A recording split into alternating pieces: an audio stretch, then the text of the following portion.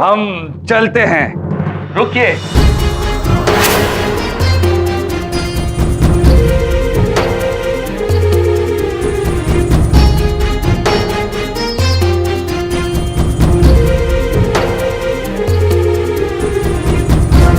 निरीक्षक महोदय, इनमें से कोई भी हमारे पिताश्री नहीं है।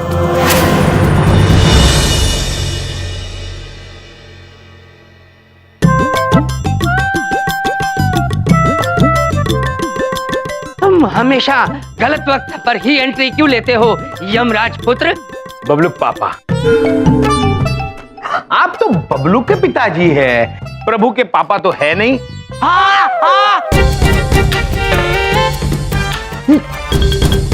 अरे आप ये क्या दिखाने की कोशिश कर रहे हैं? इस उम्र में तो बाल झड़ते ही हैं। भी ना सपना गए हैं इस उम्र में, पता है। नारद जी।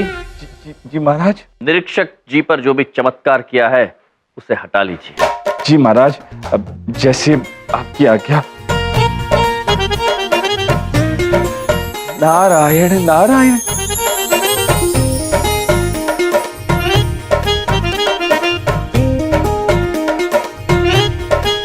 मैं तुम लोगों को जेल में डाल दूंगा। अब आए सही लाइन पर। सही कह रहे हैं सर, आप सही कह रहे हैं। बिल्कुल अरे हम सर कौन चिट्ठी है?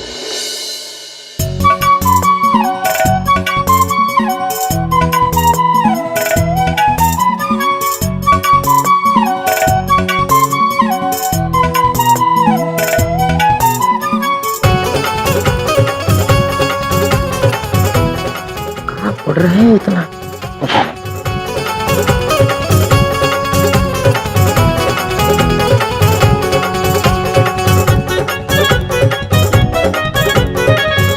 आप सब लोग जा सकते हैं।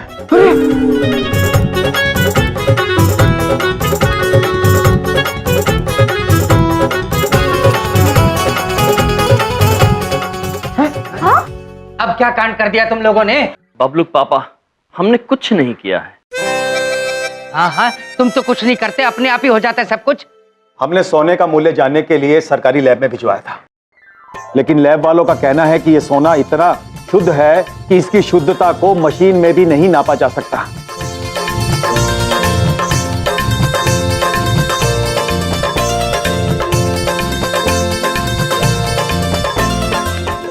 और लैब वालों को तो इस बात का भी संदेह है कि यह सोना है भी या नहीं, या कोई और पदार्थ है जिसकी अभी तक खोज नहीं की गई है। अगर ये कोई और पदार्थ है जिसकी अभी तक खोज नहीं की गई है, तो फिर सोने के मूल्य का अंदाजा कैसे लगाया जा सकता है? सर लेकिन वो लैब वालों से गलती भी तो हो सकती है ना सर। शट अप मिश्रा, ये तो कमाल हो गया। जिस वस्तु की दाम का ही पता नहीं हो उस पर तो आयकर का सवाल ही नहीं उठता। आप बिल्कुल ठीक कह रहे हैं। हमें क्षमा कर दीजिए और अपना सारा सोना वापस ले जाइए।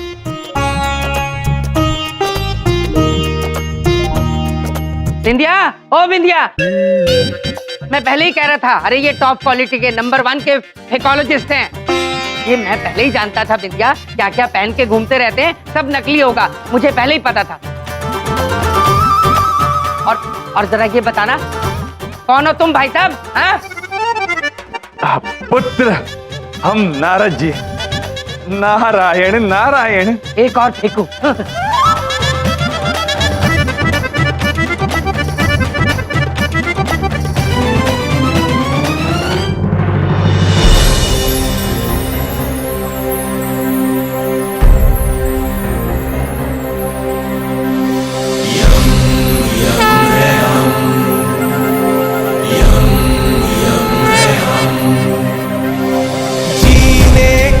अंदाज को बदलने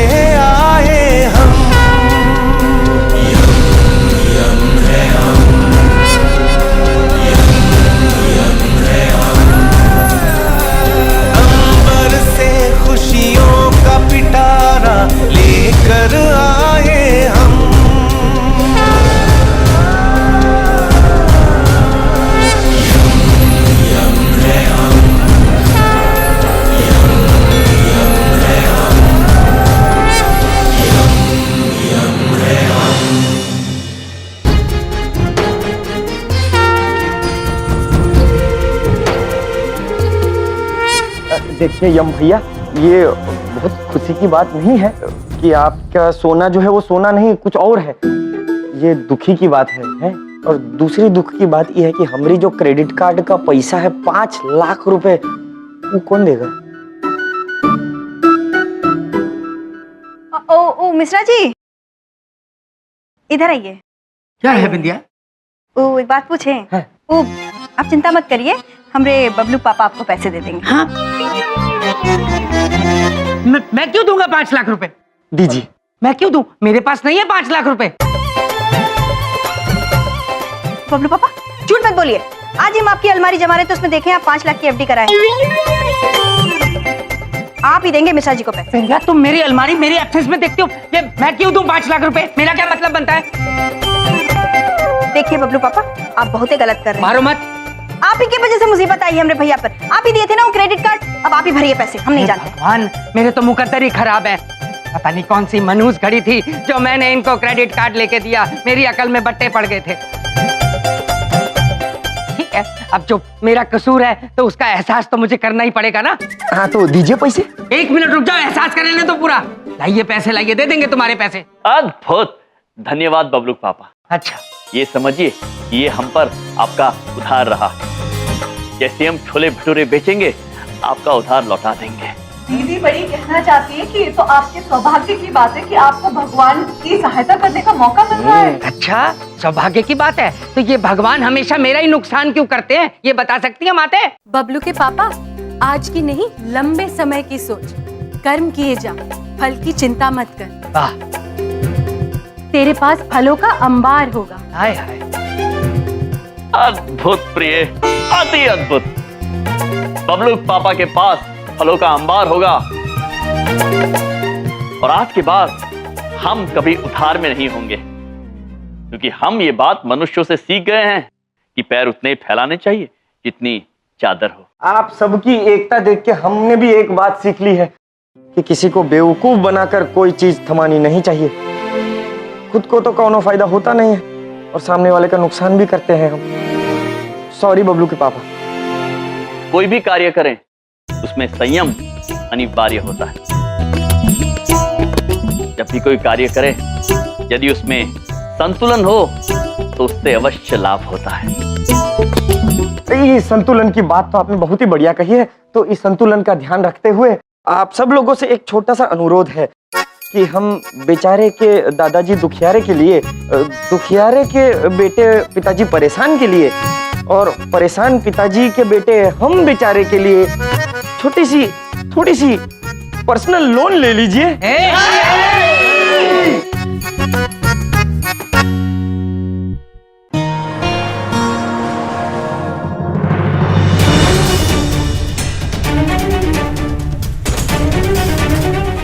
हाँ, बिंदिया, बिंदिया, बिंदिया, देखो भूकंप आ रहा है। देखो ये सब, बिंदिया, भूकंप आ रहा है, भूकंप।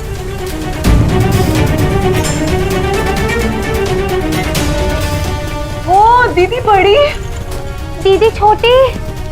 स्वामी, दीदी छोटी पूछना चाहती है ये घर क्यों हिल रहा है? ओ स्वामी, दीदी बड़ी को लगता है कि हमें बाहर चल के देखना चाहिए। चलिए स्वामी। उठो, अरे बिंदिया, चलो चलो, बिंदिया, बिंदिया।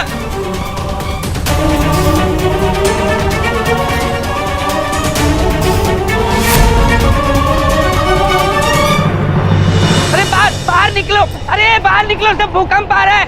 अरे बिंदिया, बोलो सर, बाहर निकलो। बचाओ, बचाओ! अरे इधर देखो, उधर देखो, अरे जिधर देखो सब हिल ही रहा है।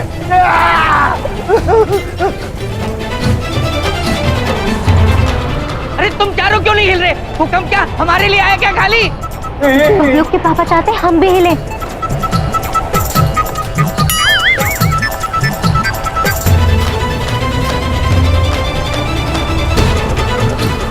प्रभु, वो देखिए।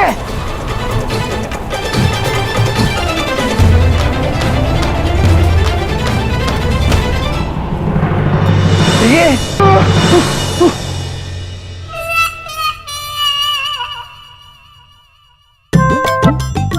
इधर देखो, तुमुरना दीदी के रुकते ही ये भूकंप कैसे रुक गया? दीदी बड़ी कहना चाहती है कि ये धुमोना माता है। हाँ अब प्रिय,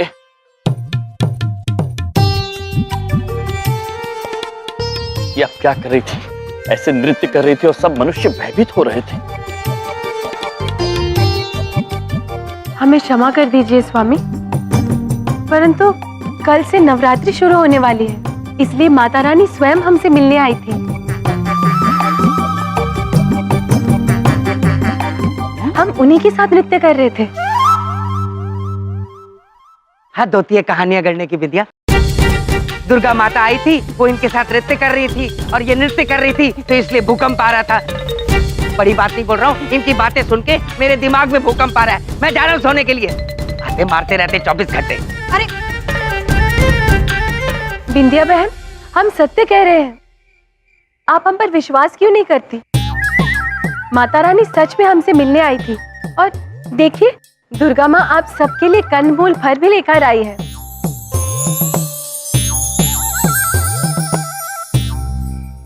हाँ वो ठीक है भाभी, वो आप कह रही हैं तो हम मान लेते हैं कि ये भूकंप आपके नाचने की वजह से आ रहा था। हम ये फल अंदर लेकर चले जाते हैं।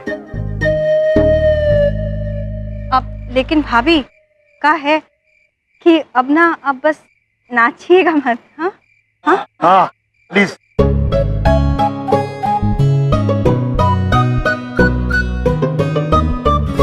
स्वामी, हम हवा में नृत्य करते हैं तो लोग भयभीत हो जाते हैं, हम धरती पर नृत्य करते हैं तो भूकंप आता है, तो हम कहाँ नृत्य करें? प्रिय, दीदी छोटी कहना चाहती है आप जल पर नृत्य कीजिए माते। दीदी बड़ी ने कितना अद्भुत सुझाव दिया है। इससे भूकंप भी नहीं आएगा और मनुष्य भी भयभीत नहीं होंगे। हाँ देवियों, शांत हो जाइए, शांत हो जाइए। जी स्वामी। वैसे प्रभु, इस बार पहली बार नवरात्रि में हम पृथ्वीलोक पर है। सत्य वचन चित्रगुप्त जी, सत्य वचन। तो इस अवसर पर माता के सम्मान में पृथ्वीलोक पर हम स्वयं एक अद्भुत नवरात्रि का आयोजन करेंगे।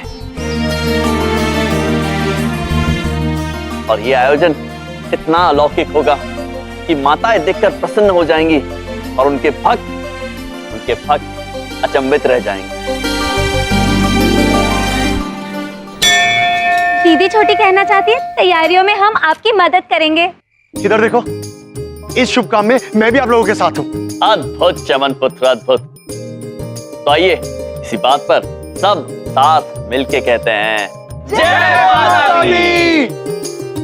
प्रभु, आप भगवान होकर स्वयं ये सब कर रहे हैं, तो हमें भी आपकी सहायता करने का मौका दीजिए। चित्रगुप्त जी, हमारी मातें आ रही हैं, उनके आगमन की व्यवस्था स्वयं हम करेंगे। प्रभु, यम है आप।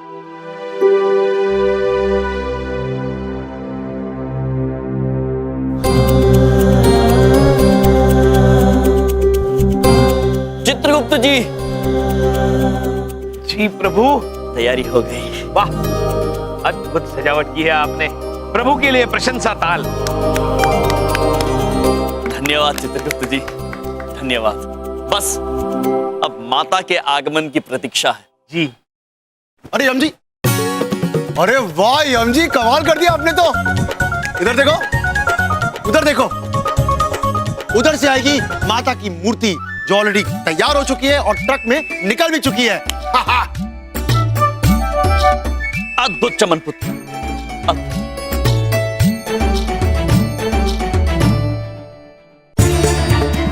हम अत्यंत व्याकुल हो रहे हैं माता, अपने पुत्र को शीघ्र दर्शन दीजिए।